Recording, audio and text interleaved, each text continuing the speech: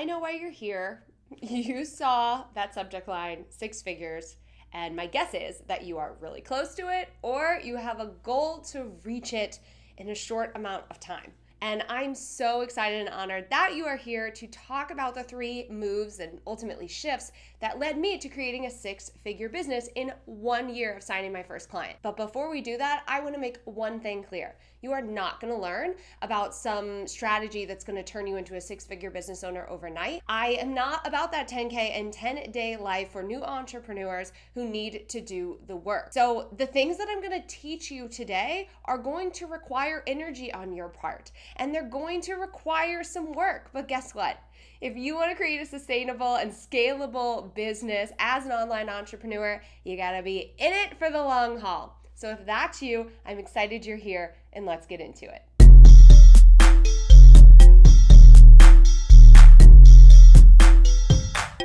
Welcome back to the Brandmerry channel. I am Michelle Knight, founder and CEO of Brandmerry.com, multiple six-figure business owner, as the title suggested, and I support entrepreneurs in branding themselves online, marketing their mission, and creating more income and impact. And in just 1 year of launching my business and signing my first client, I created a six-figure business, and I'm pretty freaking proud of that. And I've continued to scale that business to multiple six figures a year, creating almost $1 million in revenue at the time of recording this video.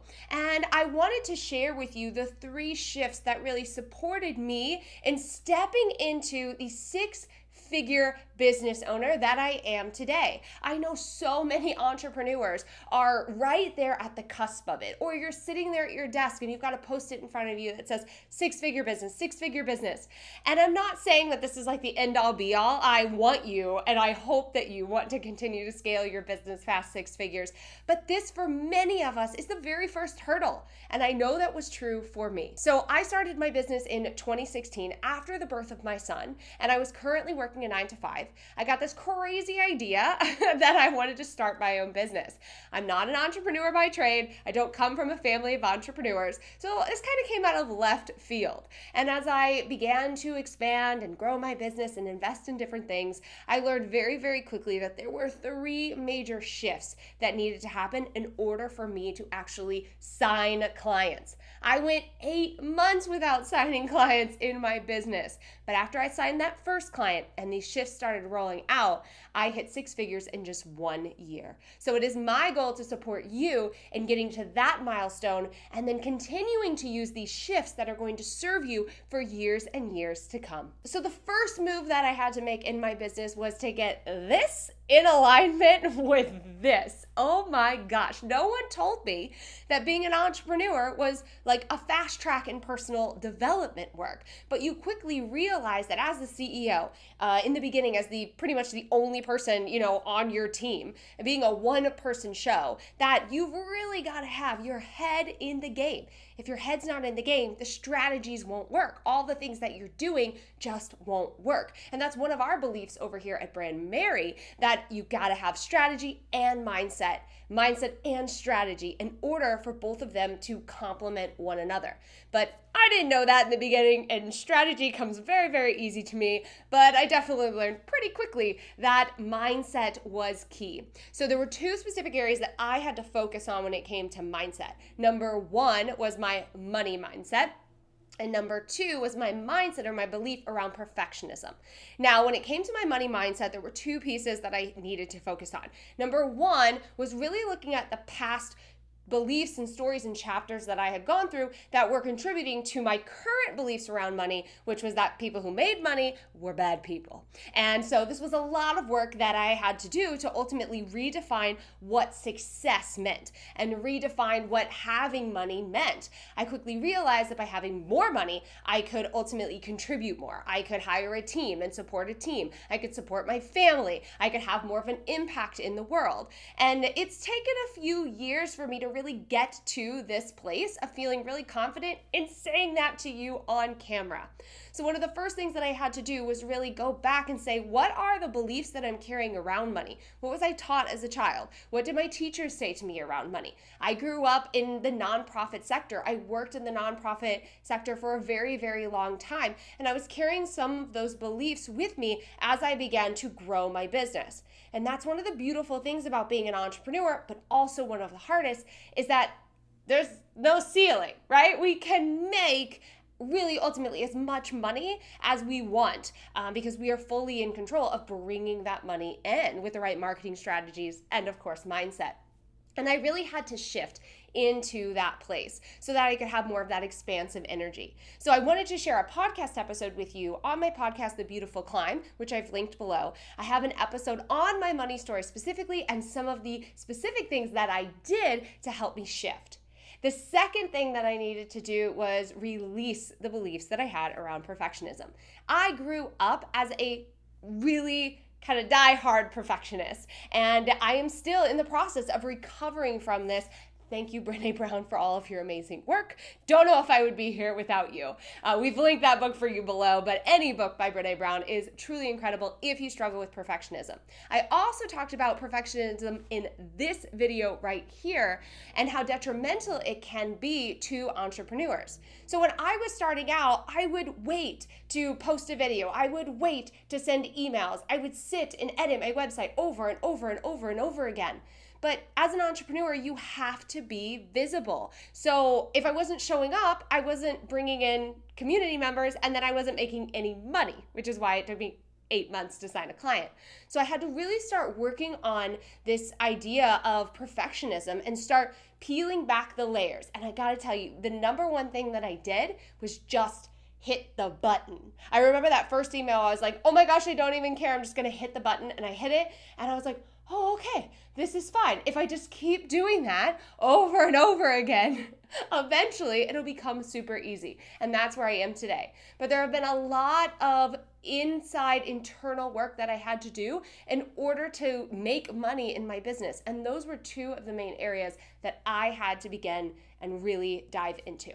The second move that I needed to accomplish before I could hit six figures was building a solid brand foundation. Now, this is something I teach today. I have an entire course called You Branded. I teach this inside of my free class, Build a Better Brand Method. But when I started, I skipped it. That's why I'm so passionate about it.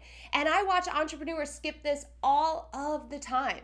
But I thought that if I could just kind of glaze over it, that I would know who my ideal customer was, and I would understand what a brand really meant, and I would have clear messaging. And it turns out that by skipping over it or even skimming it just a bit, you don't build a solid foundation. When you're thinking of building your business, I want you to think about building an actual building. So you're setting a strong foundation at the base, that's your brand, and then as you continue to scale, add offers, new marketing strategies, all of that stuff, you're supported because you've taken the time and the energy to build a solid foundation. Well, like I said, I skipped this, and so for 8 months I didn't make any money. But as soon as I got into the nitty gritty, as soon as I really solidified and got specific with my niche, I understood my story and my brand story and how that played a role. I got super clear on who I was speaking to. I understood how to create consistent messaging, and I tapped into my emotional branding. That is when my existing community started to respond. Those first clients that I signed weren't new to me. They'd been around for months, but suddenly I was speaking so clearly and connecting with them on such a deep level that they were ready to invest. So I created a video for you right here on emotional branding that I definitely want you to check out. It's going to be really beneficial for you in your journey. But take the time to build a solid brand foundation. And if you don't know what a solid brand foundation looks like, I do have a free class for you. It's called the Build a Better Brand Method. You can sign up for that with the link below or go to betterbrandmethod.com to sign up for your free spot.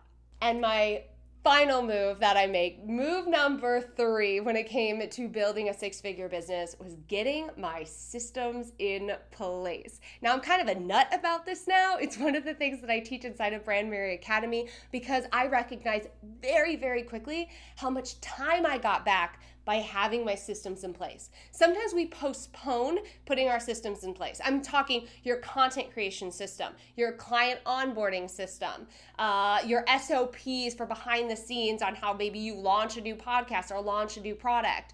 And we wait to do that because it does take some time commitment and a little bit of work, but the long haul and how much time you actually save yourself months and months down the line is incredible. One of the systems that I put in place really early on in my business was the content creation workflow. So I've really embraced the art of repurposing. It's something I talked about in this video here, where I actually broke down my entire repurposing workflow for you. And I started doing this really early on because, as I mentioned, I was working a 9-to-5, I had a new baby, and then I was also trying to scale this business. So I understood that I needed to show up and get visible and create content so that people could find me, but I had this much time. So I wanted to make the most out of that time. I put together this repurposing workflow, this system for my business, and I've continued to use it and scale it even today. This video that I'm recording is one of 3 that I'm recording in a 1-hour time increment because I'm dedicated, I'm bulk scheduling, I've got my system in place. So 5 years later, I'm still using these systems. And when I first started implementing these systems in my business, not only was I finding myself working more efficiently, but I had way more time to do the things that I love to do.